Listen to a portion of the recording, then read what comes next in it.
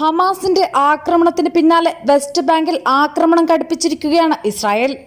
ഏറ്റവും ഒടുവിൽ ഇസ്രായേൽ നടത്തിയ വ്യോമാക്രമണത്തിൽ വെസ്റ്റ് ബാങ്കിൽ 10 പലസ്തീനികൾ കൊല്ലപ്പെട്ടതായാണ് റിപ്പോർട്ട്. യുദ്ധവിമാനങ്ങൾ, ഡ്രോണുകൾ, ബുൾഡോസറുകൾ എന്നിവ ഉപയോഗിച്ച് ഒരേ സമയം 4 നഗരങ്ങളിലാണ് ഇസ്രായേൽ ആക്രമണം നടത്തിയതെന്നാണ് പുറത്തുവരുന്ന റിപ്പോർട്ട്.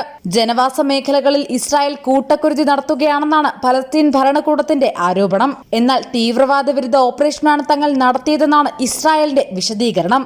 UN പുറത്തുവിടുന്ന കണക്കുകളുടെ അടിസ്ഥാനത്തിൽ 128 പലസ്തീൻ സ്വദേശികളാണ് വെസ്റ്റ് ബാങ്കിൽ ഒക്ടോബർ 7-ന് ശേഷം കൊല്ലപ്പെട്ടിരിക്കുന്നത്. ഇതിൽ 26 കുട്ടികളും ഉൾപ്പെടുമെന്നാണ് UN വിശദമാക്കുന്നത്. അതേസമയം മിഡിൽ ഈസ്റ്റിൽ പിരിമുറുക്കം വർദ്ധിച്ചപ്പോൾ ആക്രമണം വെസ്റ്റ് ബാങ്കിലേക്ക് നീട്ടുന്നതിനെതിരെ യൂറോപ്യൻ യൂണിയനും ഐക്യരാഷ്ട്രസഭയും ഇസ്രായേലിന് മുന്നറിയിപ്പുമായി രംഗത്തെത്തിയിട്ടുണ്ട്. വെസ്റ്റ് ബാങ്കിൽ ഇസ്രായേൽ നടത്തിയ ആക്രമണത്തിനും പലസ്തീനികളെ ഈ മേഖലയിൽ നിന്ന് ബലം പ്രയോഗിച്ച് പുറത്താക്കിയതിനും പിന്നാലെയാണ് മുന്നറിയിപ്പ്.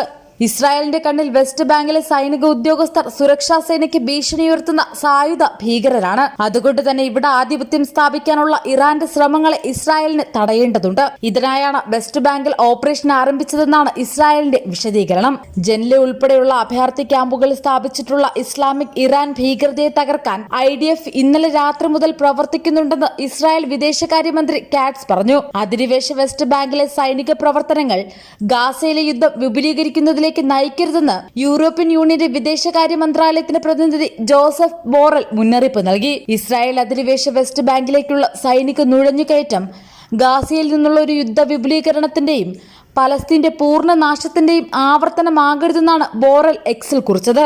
UN സെക്രട്ടറി ജനറൽ അന്റോണിയോ ഗുട്ടറസും വെസ്റ്റ് ബാങ്കിൽ ഇസ്രായേൽ നടത്തുന്ന നുഴഞ്ഞുകയറ്റം അടിയന്തരമായി അവസാനിപ്പിക്കണമെന്ന് ആവശ്യപ്പെട്ടിട്ടുണ്ട്.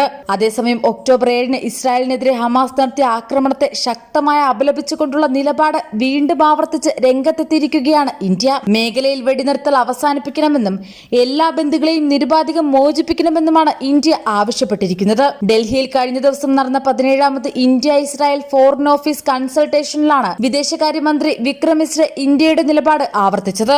ഇസ്രായേലിൽ നിന്നും വിദേശകാര്യ മന്ത്രാലയത്തിന്റെ ഡയറക്ടർ ജനറൽ യാക്കോബ് ബ്രിഡ്സ്നൈസിന്റെ നേതൃത്വത്തിലുള്ള സംഘമാണ് ഡൽഹിയിലെത്തിയത്. വെടിനിർത്തൽ, മാനുഷിക സഹായം കൈമാറേണ്ടതിന്റെ ആവശ്യകത, അന്താരാഷ്ട്ര നിയമങ്ങൾ പാലിക്കൽ എന്നിവയ്ക്ക് വേണ്ടിയും ഇന്ത്യ ആഹ്വാനം നടത്തി.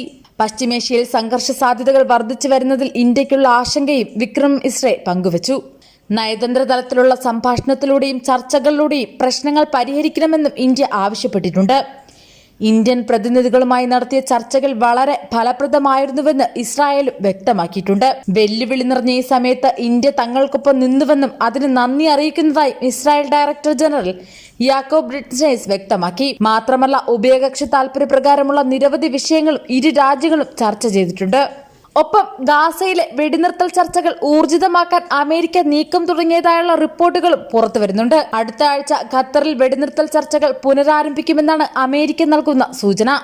ഇറാനും ഹൂതികളും ഹിസ്ബുള്ളയും ഇസ്രായേലിനെതിരെ പ്രതികാരം ചെയ്യുമെന്ന് പ്രഖ്യാപിച്ച സാഹചര്യത്തിൽ സ്ഥിതിഗതികൾ മേഖലാ യുദ്ധത്തിലേക്ക് നീങ്ങാനുള്ള സാധ്യതയുണ്ടെന്നാണ് അമേരിക്കയുടെ വിലയിരുത്തൽ. ഇതോടെയാണ് വെടിനിർത്തൽ ചർച്ചകൾക്കുള്ള നീക്കം വീണ്ടും സജീവമായത്. ഗാസ യുദ്ധത്തിന് അറുതി വരുത്താനുള്ള നീക്കമാണ് തുടരുന്നതെന്നാണ് അമേരിക്ക പറയുന്നത്. 2023 ഒക്ടോബർ 7-ന് തുടങ്ങിയ ഇസ്രായേൽ ആക്രമണം 10 മാസം പിന്നിടുമ്പോൾ ഗാസയിൽ 40,476 പലസ്തീനികളുടെ ജീവൻ നഷ്ടമായെന്ന റിപ്പോർട്ടാണ് പുറത്തുവരുന്നത്. ഭൂരിഭാഗവും കുഞ്ഞുങ്ങളും വൃദ്ധരും സ്ത്രീകളുമാണ് കൊല്ലപ്പെട്ടതെന്നാണ് റിപ്പോർട്ടുകൾ പറയുന്നത്. ആക്രമണത്തിൽ ഇതുവരെ 93,647 പേർക്ക് പരിക്കേറ്റിട്ടുണ്ടെന്നും കണക്കുകൾ വ്യക്തമാക്കുന്നുണ്ട്. ഹമാസിന്റെ നിയന്ത്രണത്തിലുള്ള ആരോഗ്യ മന്ത്രാലയമാണ് ഇക്കാര്യം വ്യക്തമാക്കി റിപ്പോർട്ട് പുറത്തിറക്കിയത്. ജനസംഖ്യയുടെ 1.7% പേർ ഒക്ടോബർ 7-ന് ശേഷം കൊല്ലപ്പെട്ടെന്നാണ് കണക്ക്.